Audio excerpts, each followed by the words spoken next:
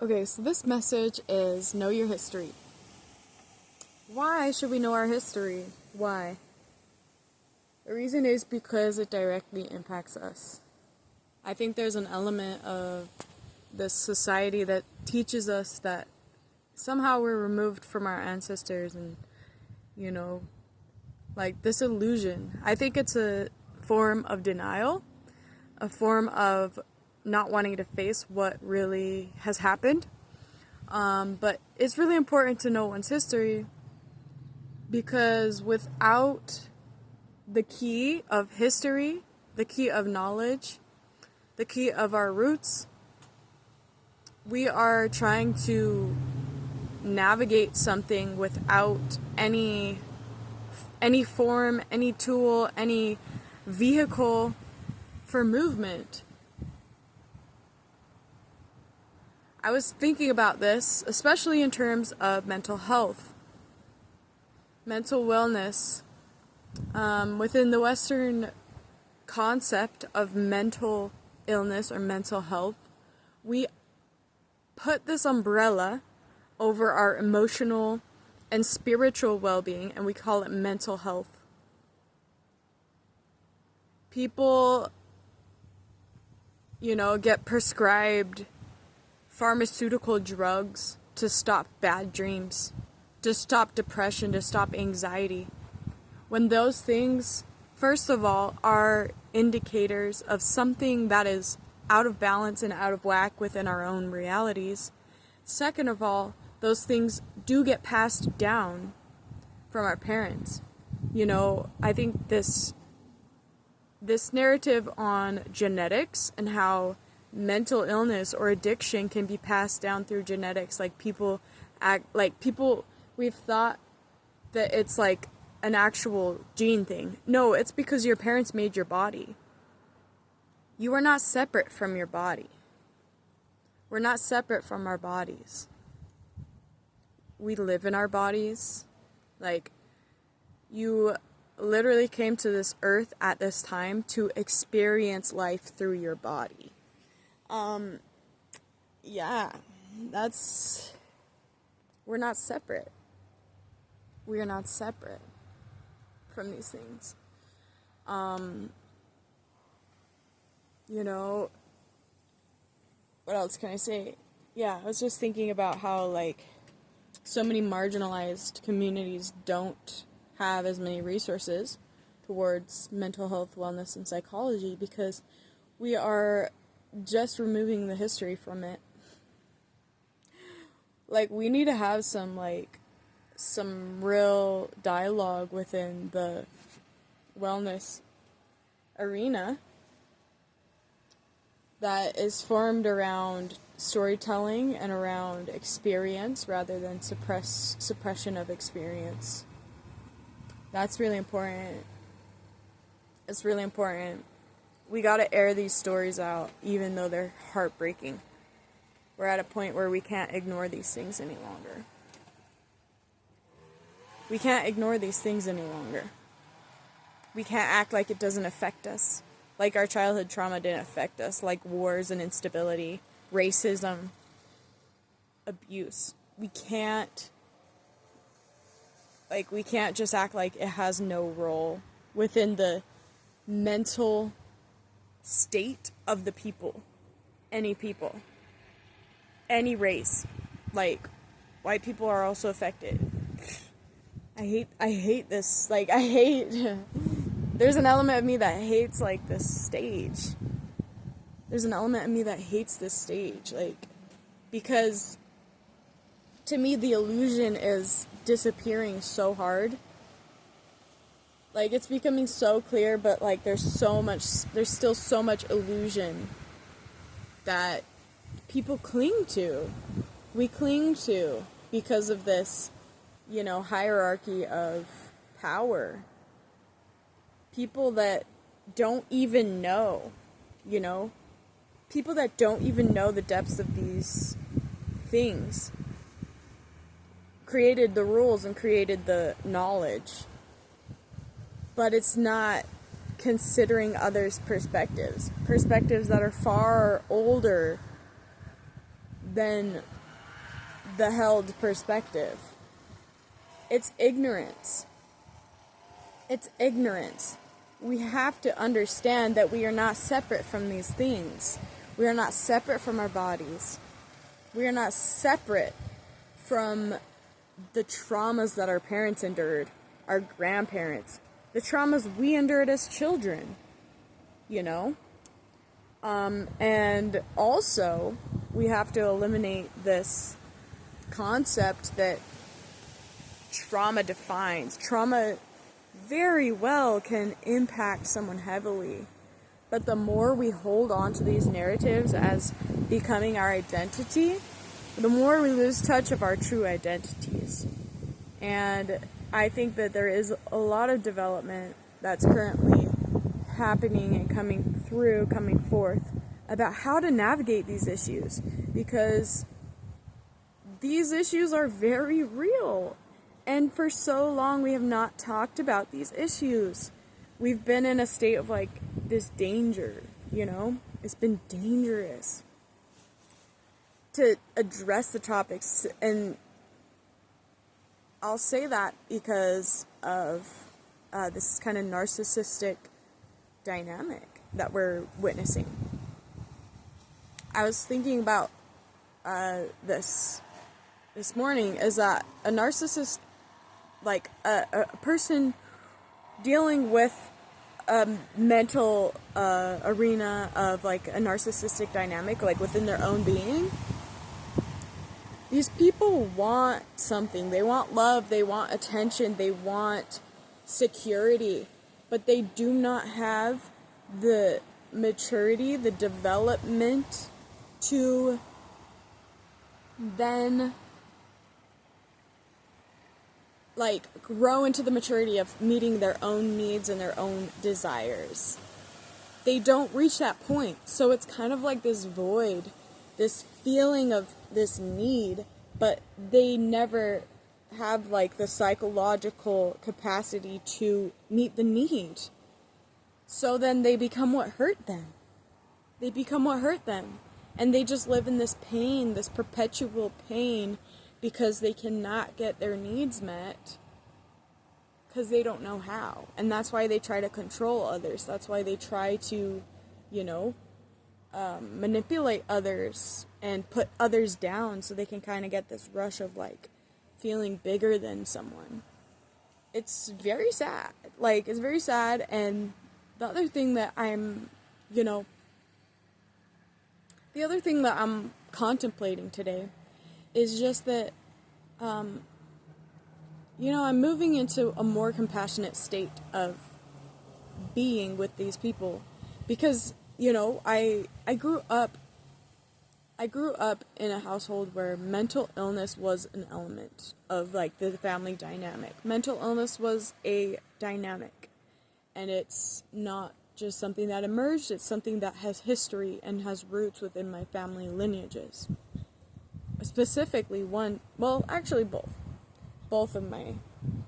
lines. Sorry, 1 second. Gotta check on my little child. He's taking a nap. Okay, we're good. So anyway, I grew up in those dynamics. Okay, I grew up with the dynamic of mental illness within my household. So I grew up thinking that that was normal, or feeling that it was normal because it was normal for me. Then, post growing up, leaving my family's house, I attracted also relationships with people who were mentally ill. And I'm not, I use this term within the context of what I've already explained to you. So I grew up with this regular state, and then I attracted also and held space for people who really impacted my life a lot, who were mentally ill in one way or the other. Because to me that was normal. To me that was very normal. But now I'm seeing it for what it is. I'm seeing that there's history to it. I'm seeing that, it's not just demonizing people, because these people have struggled. These people have been born into environments of struggle. And that's what creates the psychological disconnects and the psychological stagnancy, because one freezes. In the face of trauma, we freeze. In the face of trauma, we freeze. We develop these coping mechanisms. We develop coping mechanisms that can be very harmful for other people. And harmful for ourselves. You know, and these are really just like, this is a lot of in-depth topic of embodiment in self. Like, you know, I'm not a person who hasn't known these things. The only reason I'm able to talk about this is because I've had my own experiences with, you know, being a little bit messed up in my head and just, like, being in survival mode. And that's where a lot of these things are coming from. Is just the coping mechanisms, the defense mechanisms and survival mechanisms that we developed in the face of abuse. Like, it doesn't matter the level of abuse, but I'm referring to the abuse that is happening wide scale. Let's talk about violence. Let's talk about war. Let's talk about rape. Let's talk about all of these things that are happening before our eyes. Pedophilia. All of these things. Okay? People who have a very insecure, like, true center of self, who prey on people who are vulnerable, like children, like people with mental illness, okay? Like, this is so relevant. Like, this is abuse. And for so many generations, or I don't know, at least the generations which I'm witnessing ahead, like before me, it's just these toxic systems that have, like, you know, promoted life as a way of just like basically, I just think of, like, trying to get through, like, mud. Like, you're stuck in mud and you have to really pull your way out, but it's just so, like, every time you grab something, it's just your hands going through the mud. Like, people are trying to survive like this. People are trying to survive like this, I'll say, in America. You know, I know it's not just America. I know that it's, like, let's just erase that right now. America's just particularly fucked up, and I think we know that. You know, I think that, I don't know. Like, I think that I can't speak on every single country and, like, the dynamics of every country, but I know that, like, sometimes it's just simply because not having resource. People turn on each other because of resource, right? And then we get these groups that are just, again, like, hungry for resource and power, you know, which might happen on a smaller scale in other places that have been, like, just, like, you know, really used and abused by colonizers, which, you know, America, the United States of America, and what's happening now, you know, with these people that have so much money and because of that so much power. They do not have true power, like, they're self-destructing, but they have money. And in this society, that's power. So they can do so much, and they can affect so many people, and they can destroy people and destroy countries, destroy homes, destroy lives. They can do these things because they have money. Because of greed. And because of inheritance, too.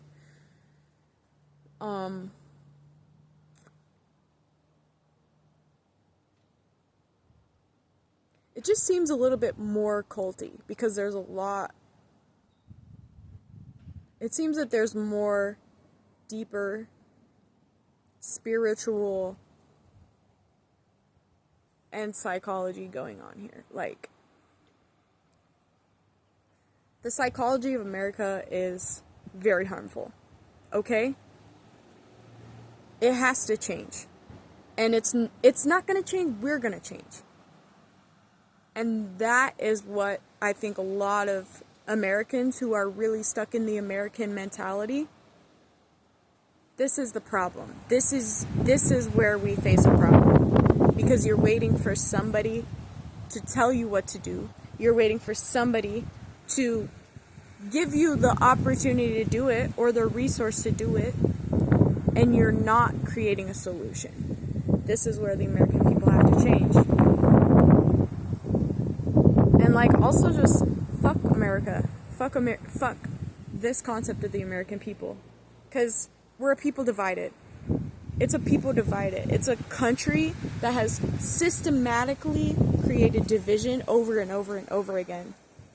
And one thing that has to be addressed is the workforce and the jobs, because I think that is especially something that divides us. It divides families.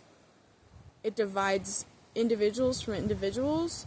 It divides the people, because now we have to do everything on our own, even though we're all here together. It's toxic, and it's self-destructing itself before our eyes. So, just start thinking about a solution. Think about a tangible solution for yourself. Think for yourself. Because we've been very conditioned to not think for ourselves. And there's still forces trying to condition us and convince us that we should not be thinking for ourselves. I know I'm speaking very boldly in this message. Like, I know people on the internet that be like, definitely not saying things this boldly, or they're creating code language. So I'm gonna post this. I'm gonna see where it goes. I'm gonna see if like, you know, if the system has the space to hold it. But anyway, those are some thoughts. Please know your history because it's directly relevant to you.